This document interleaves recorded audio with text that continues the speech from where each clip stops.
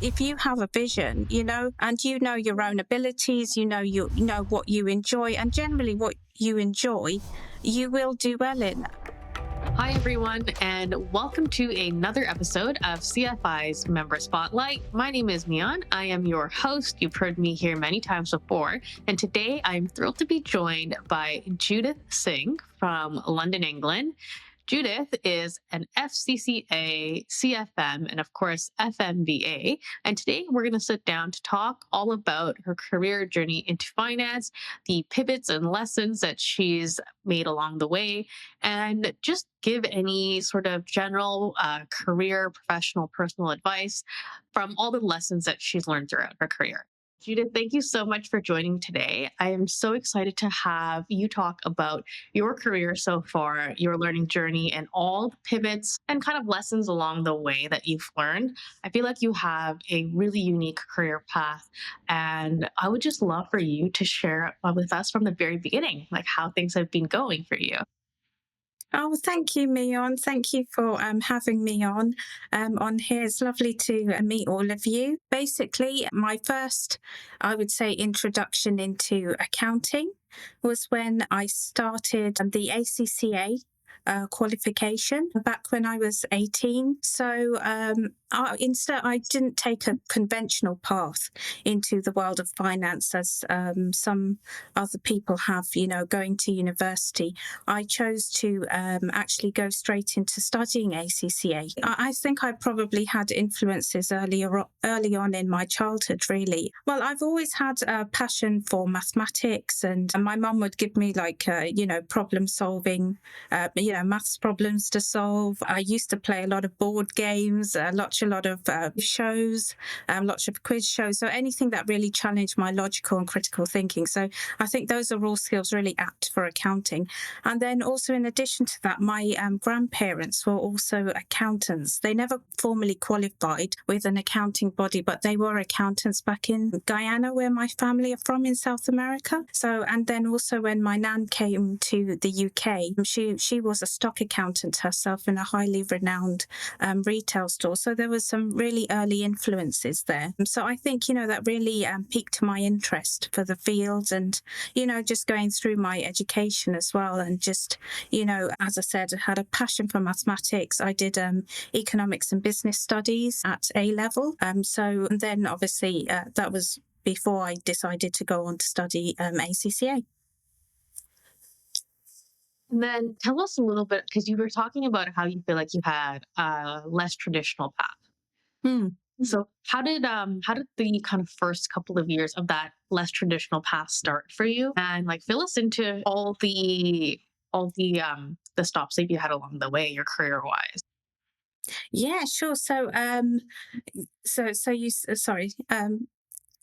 yes. So when I first decided that I wanted to do ACCA, just prior to that, I also had a short internship in an investment bank, in a French investment bank located in London, and that really piqued my interest as well for a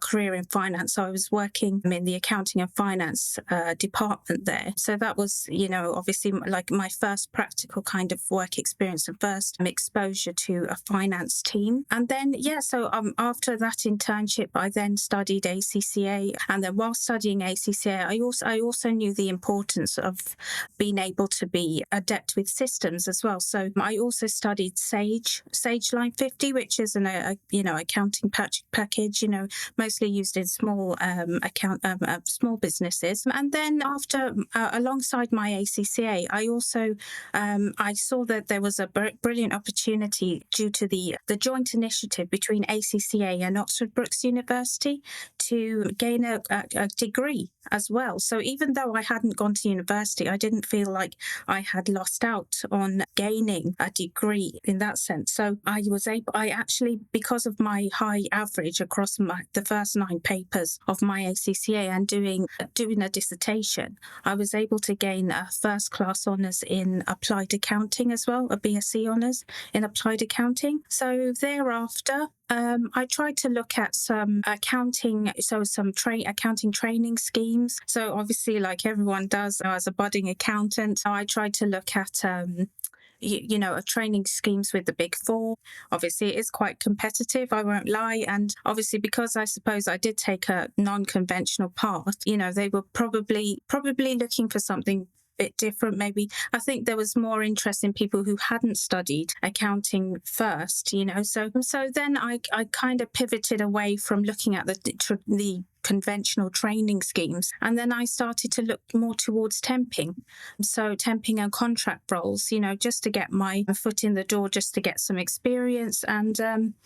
And I could, there was, then I undertook an internship basically in an a small to medium sized accounting firm. And it was really good exposure. It gave me a really generalized a generalized idea of how the accounts were put together, the various statutory returns that were needed to submit for various small businesses and charitable organizations. So it was, the financial state, putting together the financial statements, the relevant disclosures, tax returns, things like that. So, and it just gave me obviously that good exposure to that kind of a generalized approach. But I felt my skill set was better suited to somewhere where I was actually embedded inside of a finance function within a business itself.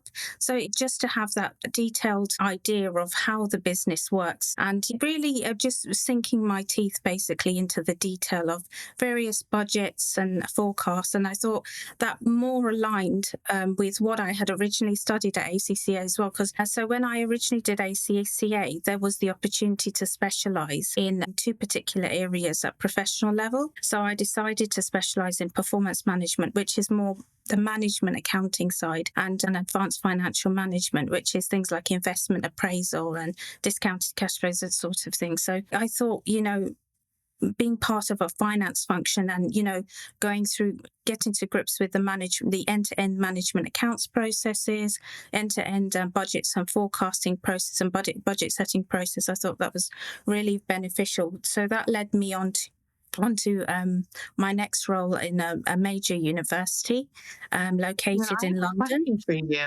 Yeah, sure, go ahead. Well, I find that anyone that kind of starts off their career and then charters a less traditional path, I find it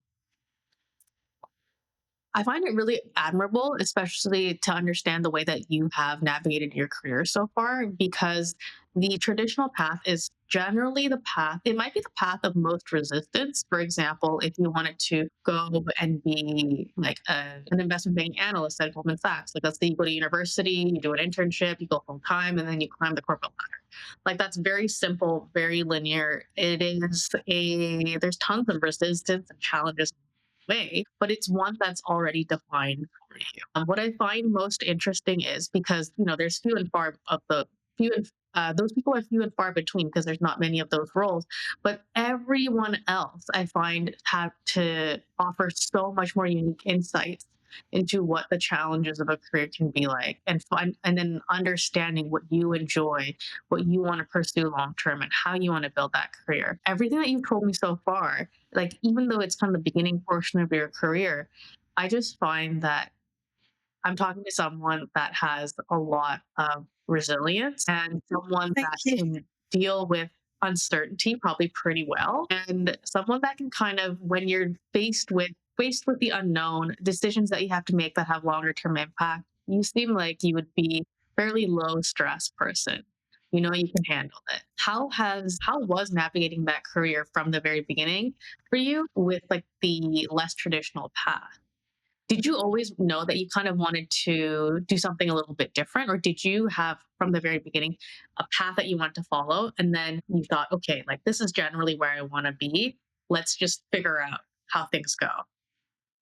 I would say it's probably a mix of both really. I mean, I always knew, I think from a very young age, because given but probably early influences from, my family, and also just it also depends on where your aptitude goes and where you just, the things that you enjoy. And I always knew from about, I think probably 16, I wanted to be an accountant, which is obviously not everybody needs to have decided at 16 that's where they wanted to go, but generally I knew I wanted to be an accountant. And yeah, I mean, obviously there are bumps and stuff along the way. I mean, for example, I mean, even just going against the grain when I was at school saying I didn't want to go to university was quite controversial back then.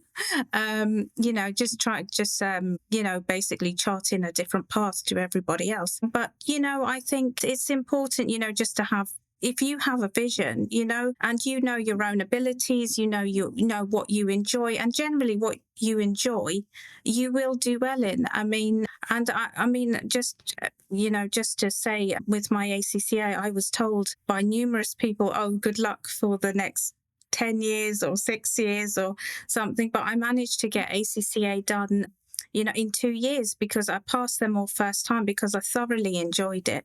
And so I was an ACCA affiliate by the time I was 20. So I managed to, get through it. So I think it's a case of having faith in what you enjoy, what you want to do. Obviously there might be, so people who are skeptical of your path, but Naysayers. yes, exactly. I mean, try to, you know, but yes, I mean, obviously, as I said, there's people get skeptical of your path, or, obviously, because it's not just the done thing. It's not, the path that everybody else takes, but you don't have to do what everybody else does. And ultimately, I mean, another point that's not always discussed, but university is quite an expensive privilege as well, and that may not necessarily be in everyone's budget. And if you know what you want to do, you don't necessarily, if you there is another way of like what I did, a professional qualification, you don't have to go down the university route. There may be other ways. I mean, obviously there's other professions where you don't even need, like, I suppose like tradesmen, like surveyors, they've got RICS, for example. Architects have REBA. There's different avenues to get you where you want to be. So, if you're doing what you enjoy, my whole point is that, obviously you can navigate the obstacles that come along the way if you have faith in what your general path is, I think. Yeah, generally, I find that anyone, like in life, whether it's your personal endeavors or your professional pursuits, everyone is faced with adversity. And there's someone that I interviewed named Smith a while ago who might be listening, and he said something very simple, which is like, on the other side of adversity are your goals, are all the things Mm, that you want to achieve. Like, is that wall of adversity very difficult? Yes, but if you have a passion, if this is mm, something that you're generally, like, passion and generally being good at something usually go together. People generally like what they're good at and are good at what they kind of like. So it generally goes hand in hand. But to be able to go across that wall of adversity, like that, you really do need that personal passion. You have also something that I think everyone will notice if they Google you on LinkedIn is that you have a lot of educational certifications. So you're definitely a lifelong learner.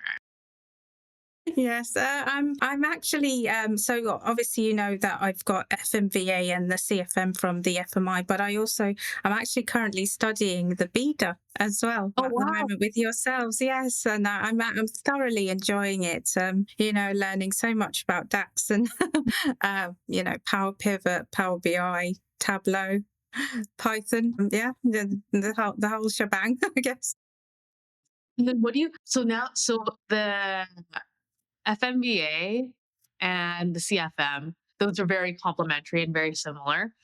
What got you interested in beta, and where do you hope that, like, are you trying to apply it to any sort of specific role, or Yeah, so basically, my background is predominantly in management accounting and project accounting. So, obviously there's a lot of emphasis not only on the, traditional accounting side. It's not just being accounting, but obviously being able to present that information to senior management, which is something I had to do a lot in my last few roles. So, the BIDA, obviously you need the modeling proficiency in order to produce, operational models for budgets and forecasts, or it could be consolidation models, or LBO models, those sort of things. But obviously BIDA is really beneficial as well in order to present those results as well, your financial results, and just having that acumen in being able to produce a dashboard and communicate that message, the financial message, in a meaningful way to various stakeholders, not only finance but non-finance stakeholders across the business as well. So it's really a vital skill, and it's something I've utilized throughout my career to date as well, predominantly with Excel. But the BIDA, it will empower me to use this in with other packages as well. And so I think I kind of got a sense of this very earlier on when we spoke prior to recording this podcast. I feel like not only are you a lifelong learner, but I feel like you're a great teacher. From just the way that you present and the way you speak, I feel like you would be a great mentor to a lot of people around you in your team and in your life. In our podcast series, I find that this is a great place for people to access not just coffee chats and understand, let's say, oh, Judith has a current role, or she's been in a role in her career where I would love to be in the future. That's for everyone to access, whether they are located in Brazil or China or America. But apart from the coffee chats and learning about people's career paths, I find that sometimes it's just really great to get insightful perspectives on general career advice. And I feel like you have that personality to be able to give some people some really great uplifting advice or just encouraging advice of wherever they might be in their career. Would you be able to share maybe like one of the most unexpected parts of your career where you weren't prepared for something that happened, and like how did you deal with it, whether it is like a change in job or you decided you wanted to pursue something different in your career? That's a good question, and thank you. I mean, that's quite the compliment that you think I'm quite good at. Would be good at training people. Yeah, I mean, it's so with regards to training people, it's something I'm really passionate about. So throughout my career, even as a trainee accountant, I've always tried to impart my knowledge to other people. So obviously, because I had studied ACCA before going into the world of work, I think it did give me an advantage over because I knew the accounting concepts in advance. So I was able to, support other trainees as well who, where they may not have studied accounting as a degree, or, in that sense. So yeah, so it's and also at the moment as well, I'd use a lot of my time to support a lot of people with their CFM journeys as well. It's quite challenging, building up really discrete modeling problems from scratch as well. So yes, that's it. Yes, so in with regards to your other question, with regards how to I did I navigate. Yeah, share with us a point in your career where you felt like you were faced with something really unexpected and Hmm. how you dealt with it. Because I feel like you're a great person to speak to, like overcoming challenges or just being able to just generally critical think, problem solve, don't panic. I feel like you have a really great baseline of like, don't stress, like, we'll figure things out just based on your personality and your career. I don't know about them totally, but I try. I think I probably would say that I wasn't always completely calm. Obviously coming from being green in the industry as well, like in terms of the experience. I think it takes time, obviously, to build up that kind of, because that calmness and, because you need exposure to certain things, to build up your confidence. I think obviously the more you build up your proficiency in an area and your expertise, the more confidence and the more calm you can, because you say, okay, I've seen this before. Or even if it's a challenge you haven't seen, you say, okay, well, it may be something new, but we've seen this before. We've seen something that we haven't seen before, and we'll know how to do it. So generally how I try to navigate it, I think a good example is when I first started in a role, in my first kind of temping role after my second internship. I was kind of thrown in the deep end. It was a bit of a baptism by fire, because I think that's the best way to describe it, really. It was basically, I had started at month end. So it's just a case of you just kind of have to hit the ground running, which is quite difficult when you don't know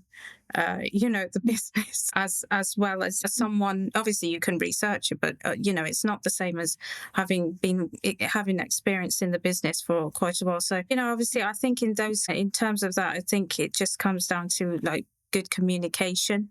If there is something you're really struggling with, you do have to kind of communicate that. It is something I've had to work on, probably communication. So I'd say, yeah, definitely communication if you're struggling. But I think there's always a balance. This is something I think is really vital. I'm kind of a person that I haven't always been it's something I've worked at, being able to ask questions. I'm a kind of a person, because I'm very detail oriented. I like to say, look at a transaction report, look at the accounts, and I like to try and glean what I can from those processes first, rather than someone just feed me the answers. I find I learn a lot by doing that, and just getting my teeth stuck into something before someone just gives me the information. And then when you do ask questions, it kind of puts a lot of things into context, because you kind of have an idea, because you've looked at the information first, and you've kind of make it make sense in your own head, if that makes sense. Yeah, there's incredible value in learning by doing. Mm. Because like learning by doing, the biggest place that you'll do that is your entire career, right? Where it's like you're gonna do one job and feel like, okay, like that's not it. Let's move on. Yeah, I think a level of autonomy is really good, because, obviously you might, because I have been into roles where obviously I've been given spreadsheets where literally it's a case of, well, the person has left, there's, here's a spreadsheet, 20 tabs, kind of good luck, it's that sort of thing. So, obviously just, having a curious mindset, you just have to be patient with yourself as well. Something else that's been a challenge with me, you kind of want to just run before you can walk sometimes, but, you just have to be patient with yourself, take it one step at a time. So say, for example, like, as I use this example, like, been given a spreadsheet that you know nothing about. Break it down, take it step by step. Okay, look at the first formula. Well, what is it trying to do? Just think logically around. Okay, well, critically think. Okay, what is this really trying to do? I mean, even for if statements or anything like that, I'm probably getting too technical now, but, I'm just saying, even get a notepad, write it down. Write the if statement down as if it were a sentence. If it were a logical sentence, just make it make sense to you. And as I said, just take your time, be patient with yourself, and yeah, just be an avid learner. I mean, you never stop learning, and obviously, the more you learn, the more it may take time at the beginning, but that investment in the time, it will save you so much time later. And I would always say as well, if you go into a business, I mean, even in when I was a trainee accountant, if you go into a business and you see a certain way that something's done, don't take it as that's the only way you can do something. There's always a better way you can do it. If it's with an Excel function, or a certain procedure that could be improved, try to challenge yourself, and think, oh, is there a better way of doing something? You can only learn by doing that. Yeah, and you mentioned how you felt like at the beginning of your career, when you were, diving into the working world, that you felt like communication skills were something that you were going to need to build up. Mm. And just the way that you've explained everything right now tells me that you have been on a wonderful journey and you have really polished and like perfected that communication skill. Huh. It's something that like I can also relate to as well. Because I remember when I was first starting my very first internship was at a place called Brookfield. And Brookfield, I think that it was called asset management. It might be something else now, but I was in a private equity fund that had just kind of started up and I was not prepared to communicate really. I just hoped that, they would give me work and my then manager was like right next to me. We worked together very well and everything, but for example, like I didn't understand that like the very basics of communication in Outlook, Microsoft Outlook, for those of us who don't use it, is that you need to accept calendar invites. Yeah. For me, it was just, oh, it's in my calendar. Of course I'm gonna go. I'm the intern. I sit beside you. Yeah. I know, like it's part of my job. And then my friend would be like, well, now my friend, my then manager would say, like, hey, are you coming to this meeting? I'm like, what are you talking about? Like, of course I'm coming. I like sit next to you. And he goes, you know that? Oh, and then he realized he's like, oh my gosh, you don't know that you have to accept these invites. Oh, And it was like little things, like of like so course. basically telling people, communicating to people that I am attending their meetings. From that to like going from the person that would prepare all of the materials that were going to be shared at the meeting, whether back then it was literally printing those things out, making sure everyone was on the invite, to then being able to kind of like present some ideas or some, Mm. initiatives that I was given as an intern to, improve certain processes. But to be able to go through that process, I think a great example of someone that has gone through that process and come out the other end, like in great shape is you, because I feel like your communication skills are fabulous from this interview Oh, so far. thank you. That's um, so sweet. and something that I would also love to ask you is where do you see yourself in the next kind of like year, 3 years? I always find that this is going to be a fun piece for you to play back for yourself, maybe in Mm. 3 or 5 years. Because I've personally gone through chapters of my life where I've said, in the next year, I'd like to achieve this. In the next 2 years, I'd like to achieve this. And the older I get and the more life experience I have, I set more realistic and achievable but challenging goals. And it's been really fun for me to actually look back and see what I've written down or said out loud and see that, okay, like it's actually happened. So, what would you, if you were to put it out there in the universe, what would you like to be doing in like I three love that. years or so? Or do you still see yourself in London? Yes, I mean, it's probably very boring, but yes, I do still see myself in London. My mum's here and, my family. So, yes, I still see myself in London, which is ironic because I did ACCA because it was a global accounting body and I thought it would give me, the flexibility to travel. But yeah, but I still see myself in London. But yes, I think most of my experiences in working obviously in the accounting capacity in the construction, property development sector, and I would love to continue on in that sector. Or if not, I'm keeping my options open, really exploring other fields as well. Being a female, I always thought, oh, it might be interesting to be in like a makeup company or fashion or Gosh, something like me that. too. I've always had like it seems kind of typical, but I've always had the idea of like maybe I could be in like an FP&A division and have a goal to be a leader at LVMH or what's another one? LVMH was kind of the main one because like Louis Mm. Vuitton and Hennessy kind of umbrellas everything. Yeah, no, definitely. I mean, I to be honest, I'm kind of a person, even though I know that obviously accounting is my life, but in terms of sector and role, I'm kind of I'm in a flow state. That's probably the best way to say it. So yeah, I'm just in a flow state. I see what the universe has to offer. And it brought me this wonderful opportunity today talking to you. So, I'm very much for being open. Love that. And with that, I can't think of a better note to close off our podcast on.